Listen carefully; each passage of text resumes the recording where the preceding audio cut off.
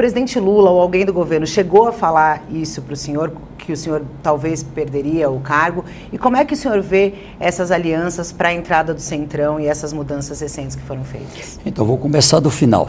Eu, até pela experiência de 4 vezes governador, já vivi situações, meu primeiro mandato de governador no Piauí, fui eleito com minoria na Assembleia Legislativa.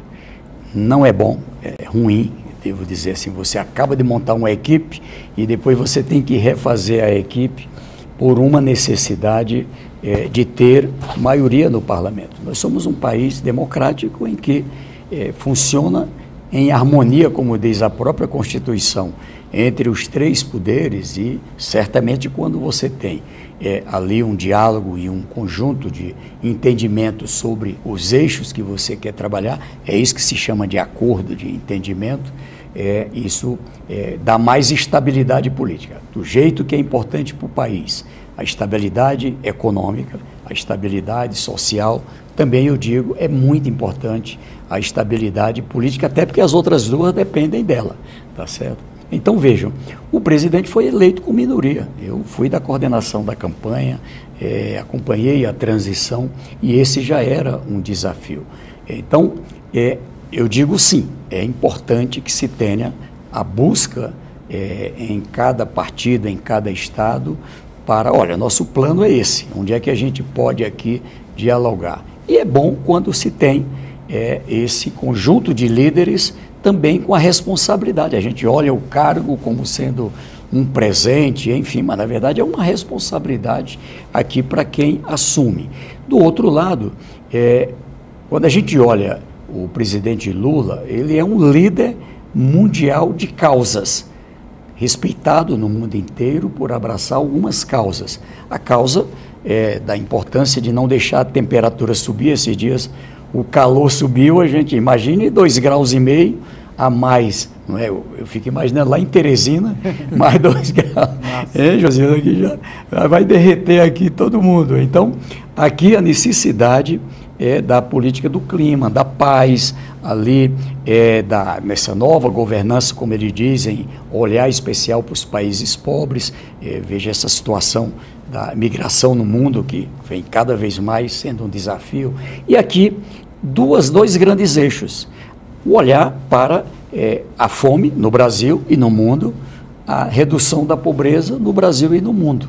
Então, o presidente, em nenhum momento, não é, ele deixou de olhar o MDS como um ministério, não é, que tem aí muitas pessoas com condições de assumir, mas certamente aqui ele sempre muito mais cuidadoso.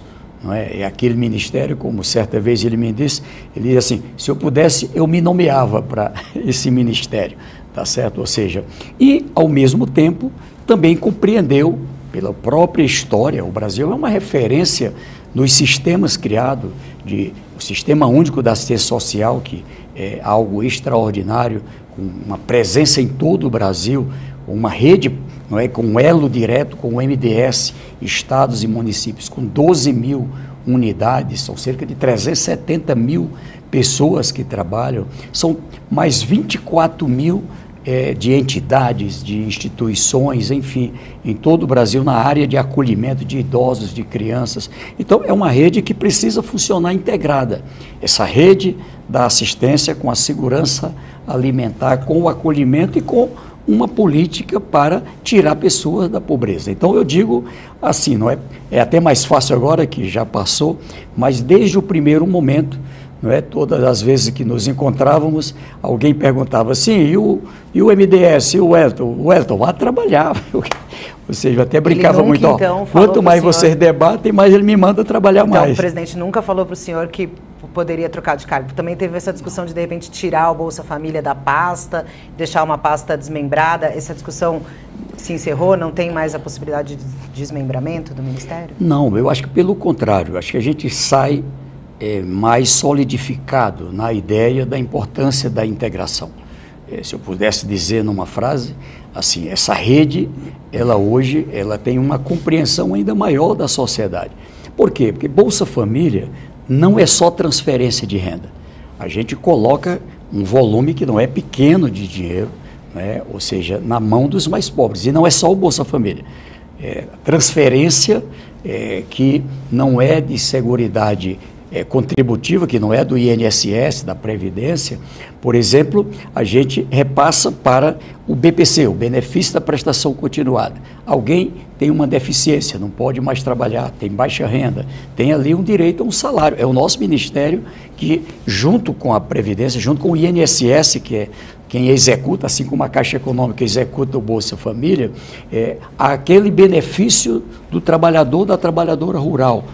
Aqui faz chegar esse dinheiro, para pessoas que trabalharam a vida toda na produção, mas nunca assinou a carteira, não tem uma previdência, e agora? Chegou numa idade avançada.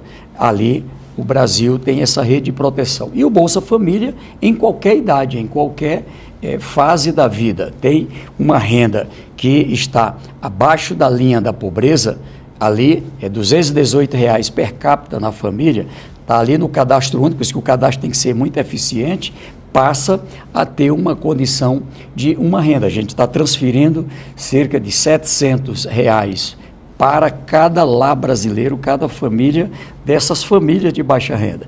E aí foi divulgado agora um estudo importante por parte do IPEA, e também do Banco Mundial, em que eles mostram a importância dessa decisão do presidente Lula, desse olhar com a criança.